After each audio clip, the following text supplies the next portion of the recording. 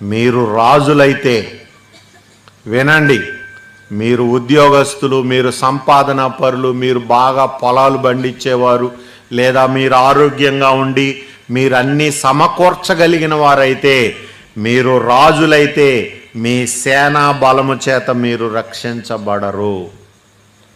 రక్షించుటకు మీ డబ్బు అక్కరకు రాదు, మీ ఇల్లు అక్కరకు రాదు, మీ పిల్లలు చెడిపోకుండా, వాళ్ళ హృదయాలను సైతాను దొంగిలించకుండా, వాళ్ళ భవిష్యత్తును దొంగిలించకుండా ఏ రాజు తన సేనా బలంతో, ఏ ఉద్యోగస్తుడు తన సంపాదనతో తప్పించుకోలేడు.